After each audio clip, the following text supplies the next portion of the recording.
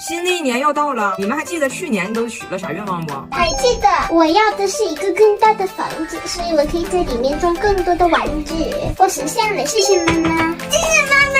那你呢？你新年愿望是啥呀？不知道啊，我愿望是啥呀？我愿望是啥呀？过年啦！我们来许今年的愿望吧，拿铁。我的新年愿望就是我可以去动物园抱每一个小宝宝动物。拿铁，你有什么愿望？我有这个愿望。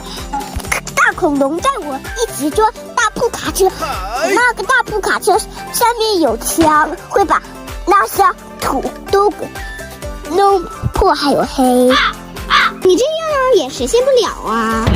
我希望你奶奶和爸爸都会说中文，那是不可能的。拿铁，你换一个吧。那我希望我可以一直不上学，然后我回田园做买卖，做买卖。节菜春节来，那我们唱一个新年的歌吧。好，3、2、1，年了，快点录下年了，拿铁，好，我就办了。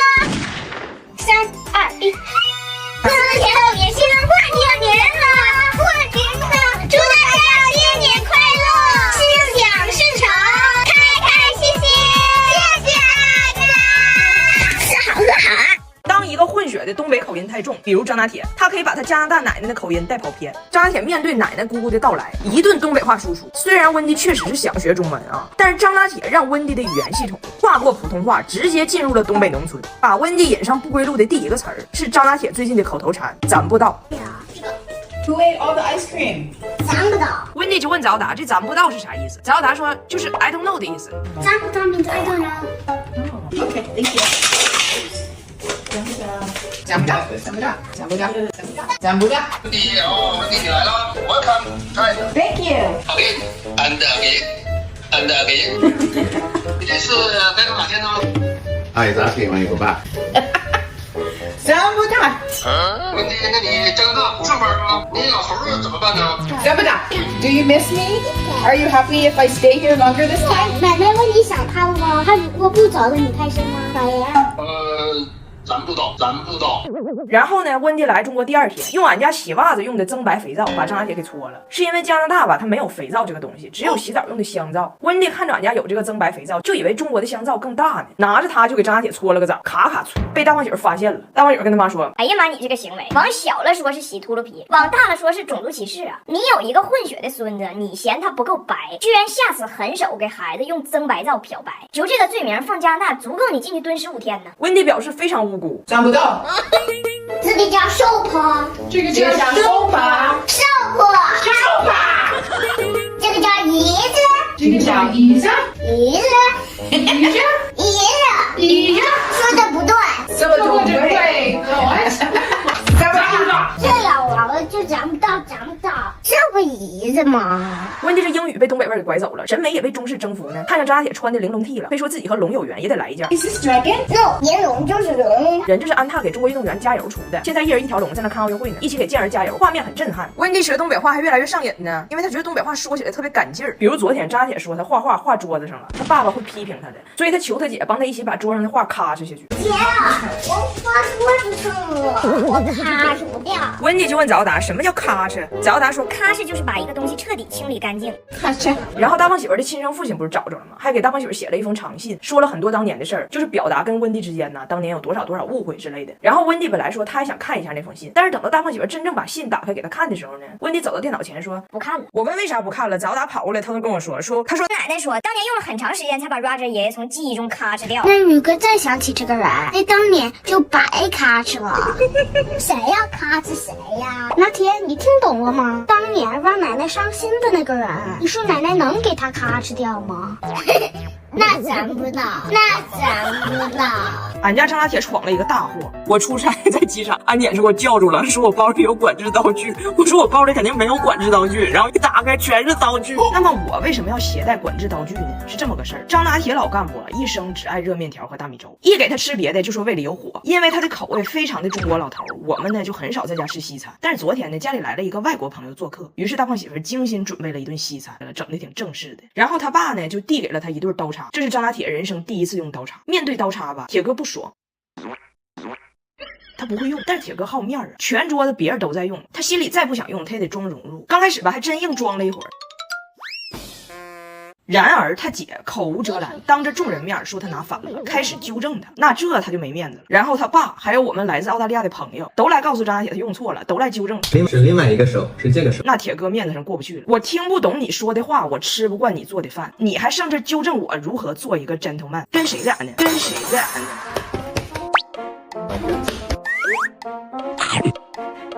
什么事儿？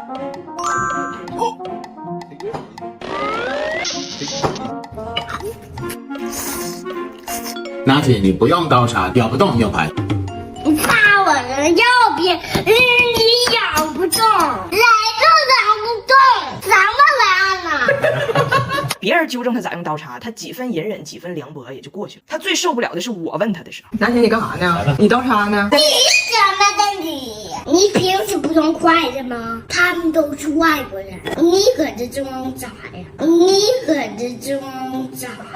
用筷子还是刀叉我不管，但牛排确实咬不动，大胖媳妇都塞牙。幸亏有飞利浦钻石 AI 刷，微泡水流科技很轻松刷进牙缝，效果比手动牙刷好20倍。AI 刷头智能调节力度，像他爸没轻没重的也不伤牙龈，30年技术沉淀，信得过。所以我为什么携带了管制刀具呢？就是昨天一个晚餐，一桌子老外，一桌子刀叉，一桌子英语，这个家洋气的令他陌生。于是他决定把晚餐西化的苗头扼杀在摇篮里，即使他还没有从摇篮里走出来多久。他听说我今天早上起床就要出差，我要离开北京去往上海，一不做二不休，上幼儿园之前把这些罪恶的刀叉全都放在了我的行李箱里，好让我带着他们滚出北京，滚出北京。最可怕的是，我给大胖媳妇打电话，发现家里刀叉都没了，挺嫉恶如仇的一个人啊。监控里面更是发现了很多刀叉消失的作案线索。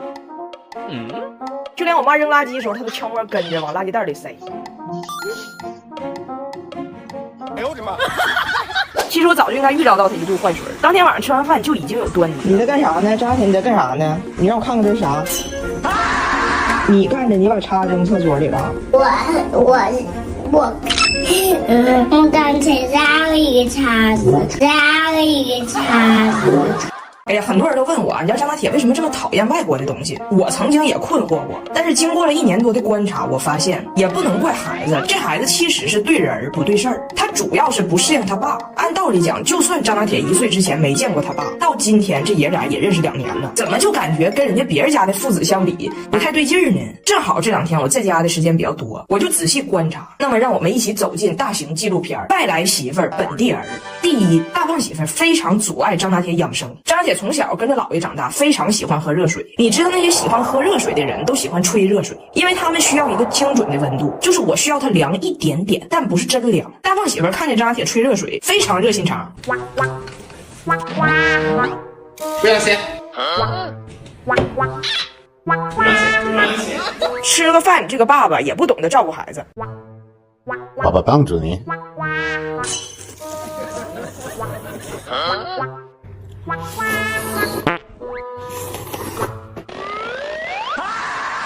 第二，张大铁老干部喜欢静，任何老外的那种狂欢奔放类的东西他都很难接受。当年他姐早打去参加一个外国小孩的生日趴，你们也知道张大铁遇到狂欢文化有多不适应，他不能理解用狂欢玩水枪避暑的行为。他受到的姥爷的教育是心静自然凉。他们在干啥？但是自从他这个爸爸回来，这个家就是嘈杂的。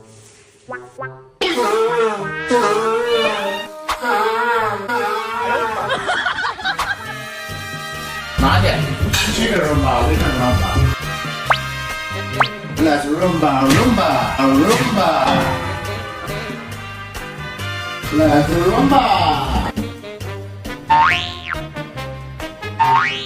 你上次扔吧，你上次扔吧，你们干啥玩意？即使我在客厅办公，拿铁的遭遇也能尽收眼底。这不，我家换了小米大屏开挖神器，5英寸高清可移动看护大屏，还有 AI 智能看护功能，能检测哭声和咳嗽。拿铁一不对劲就会提醒我去看看咋回事，就算很忙也能安心做自己的事儿。第三，也就是最严重的，就是这个语言。张拿铁不会英语和大胖媳妇不会汉语，实现了一个精准的风险对冲，导致他俩的沟通会陷入一个城门楼子和胯骨轴子的闭环。